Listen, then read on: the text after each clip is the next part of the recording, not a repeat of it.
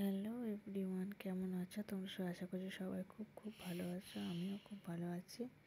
তো এতদিন ভিডিও ছাড়া হয়নি, কারণ এতদিন খুব বেশি ব্যস্ত ছিলাম। বুঝতেই তো পারছো, দুটো ছোট বাচ্চাকে নিয়ে এত ব্যস্ত থাকি, তাই ভিডিও ছাড়া হয়নি। তো সেদিন চলে গেছিলাম আমার বড় জার বাড়িতে নিমন্ত্রণ খেতে। তো গিয়েই দেখতে পেলাম আমার বড় জা নান ভাজছে। হ্যাঁ, তো উনি নিজের হাতে অনেক কিছুই অ্যারেঞ্জ করেছিল, তার মধ্যে বাটার নান করছিল। তাই একটুখানি ভিডিও করে নিয়ে এই দেখো সবার ভিডিওটা হচ্ছে রিজওয়ান। ওটা আমার হাজব্যান্ডকে তো চেনোই। তো এটা হচ্ছে আয়ান আর আমার ছেলে। সবাই আবার হাই করে দিয়েছিলো। দেন তারপর চলে গেছিলাম আমার ছোটো যার ঘরে। তো তারাও হাই করে, সেও হাই করে দিয়েছিলো।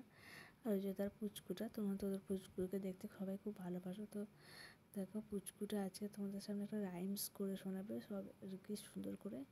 তো রাইমসটা শোনো। রেডি সেডি গো নাও। বাবু রাম সাপুরে বলো। বাবু রাম সাপুরে তোরা যা পাপুরে হাই বাবা তেজে দা তোরা সব তেজে দা। দেখো আমরা খেতে বসে গিয়েছিলাম। তো করেছিল বাটার নান, পালং পনির, আর করেছিল ফ্রায়েড রাইস, চিলি চিকেন, চাপ, অনেক কিছুই রান্না করেছিল। সবই আমার বড় যা নিজের হাতে রান্না করেছিল। খাবারগুলো খুব টেস্টি হয়েছিল।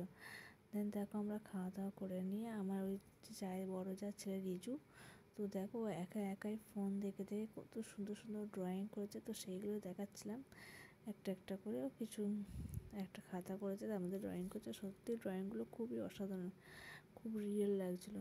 মানে ওইটুকুনি না ড্রয়িং শিখেও যে এত সুন্দর ড্রয়িং করছে, সেটাই ওকেই বলছিলাম। তো দেখো ওর মুখ থেকে শোনো কি বলছে।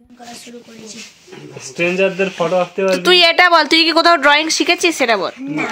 তুই একা করছিস তো, তার খুব সুন্দর করছিস, আরো প্র্যাকটিস করবি। দেন দেখো ওকে অ্যাপ্রিসিয়েট করে নিয়ে আমরাও বাড়ির জন্য চলে আসলাম। তো ওদেরকেও গুড নাইট বললাম, টাটা, সবাই ভালো থাকবে।